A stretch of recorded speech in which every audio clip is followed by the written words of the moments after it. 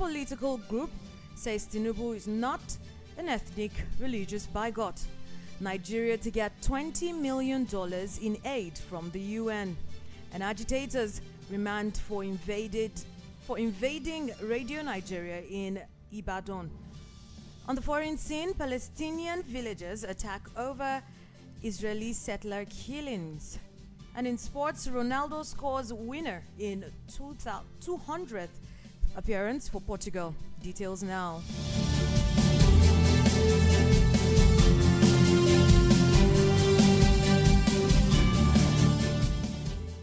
About 100 top officers across the three services may proceed on compulsory retirement following the appointment of new service chiefs by President Bola Tinubu. Tinubu announced the immediate retirement of several generals, marshals, and admirals, and aside from the coming retirement, many officers would be promoted to their next rank to fill the vacancies that would be created by the retiring generals as part of the reorganization of the services by the new chief.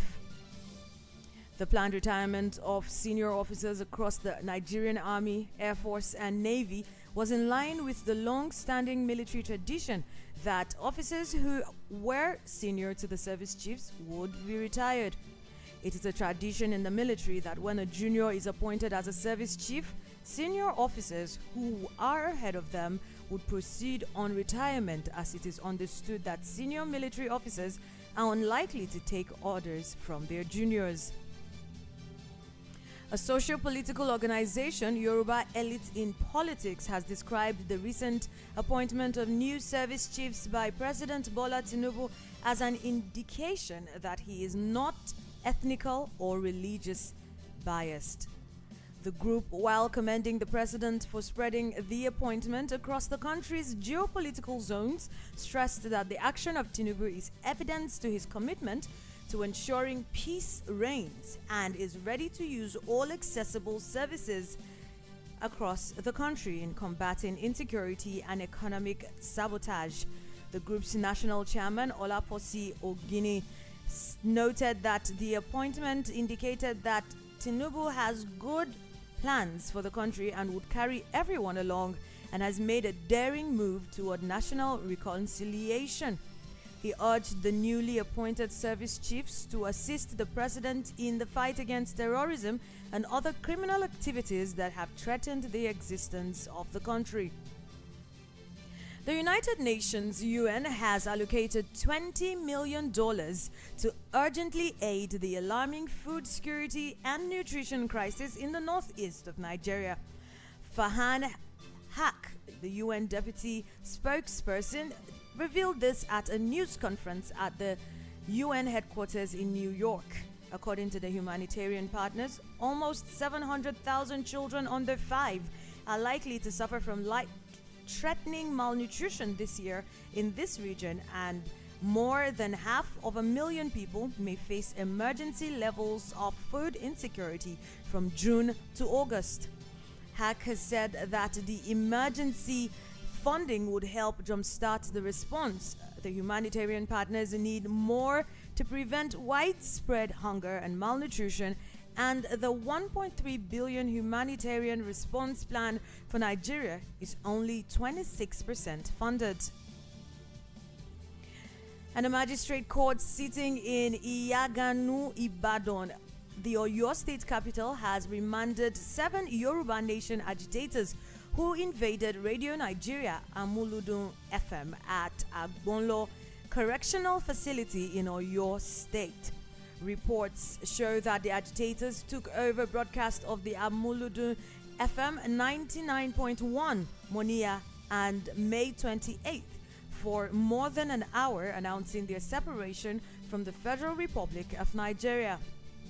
The suspects were arraigned on 4 counts of conspiracy and treason and 2 counts of armed robbery, and the counsel to the defendants, Abiodun Adeleke, requested medical attention for his client, to which the prosecution officer, Inspector Folake Ewe, did not object. Magistrate P.O. Adetuyi, who presided over the matter, however, did not take the plea of the defendants, ordered their remand at the Agbonlo Correctional Facility in Oyo, and added that the case file should be duplicated and sent to the office of the Directorate of Public Prosecution for advice. The magistrate, however, adjourned the case until September the 13th, 2023. Landlords and residents in communities of Ifo local government area of Ogun State have cried for help after floods forced them to abandon their homes and properties. The victims, while lamenting over the development, said rainy season had compounded their situation, adding that they had been facing hard times seeking temporary accommodation elsewhere. A representative of the communities, who is also the chairman of the G7 Environmental Committee, Kazim Agumbadi, said the people whose buildings were affected had been experiencing hardship coping with the situation in the community. Agumbiade said floods had claimed the lives of no fewer than 2 persons, adding that poor drainage systems were responsible for the flood affecting the communities. The chairman of the Community Development Committee in charge of the communities, Baleng Bamidele, said the communities had sent letters petitioning the State Ministry of Environment, adding that officials of the ministry came to inspect the areas but did nothing afterwards. Meanwhile, the Public Relations Officer, Ministry of Environment, Rotimi Oduniyi, has asked the community to provide the letter that was written to the ministry to be sent to him so he can follow it and provide them with proper replies. And on the foreign scene, a Palestinian official says a number of Palestinian villages were attacked by Israeli settlers overnight in the wake of the killing of 4 settlers in the occupied West Bank. The official, Gasson Douglas, said that at least 37 villagers were injured, with vehicles, houses, and shops damaged and crops set on fire in fields. The attack took place overnight over a wide area of the northern West Bank, with the area about 50 kilometers north from Jerusalem.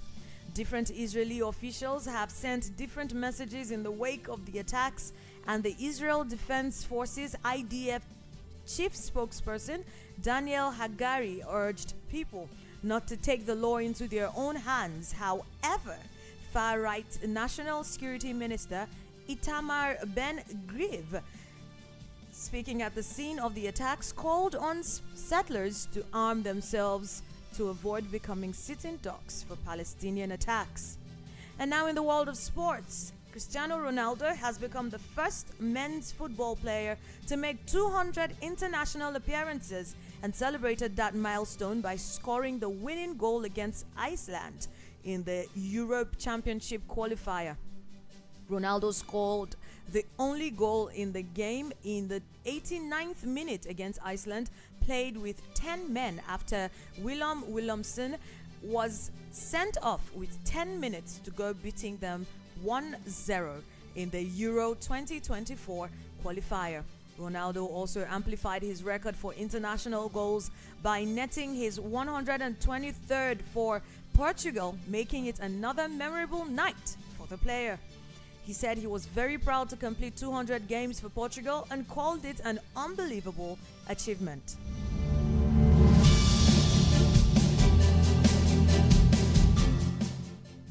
To wrap up, these are the stories once again. Military officers to retire over Tinubu's new service chiefs appointments. And socio-political group says Tinubu not ethnic religious bigot. Nigeria to get $20 million in aid from the UN. And on the foreign scene, we told you that Palestinian villagers attacked over Israeli settler killings. In the world of sports, Ronaldo scores winner in 200th appearance for Portugal. And that is the world news at 12. The news was compiled and edited by Norma Okolo. My name is Chinwe Blessing, and of course it was produced by Ali Udoma. Good afternoon.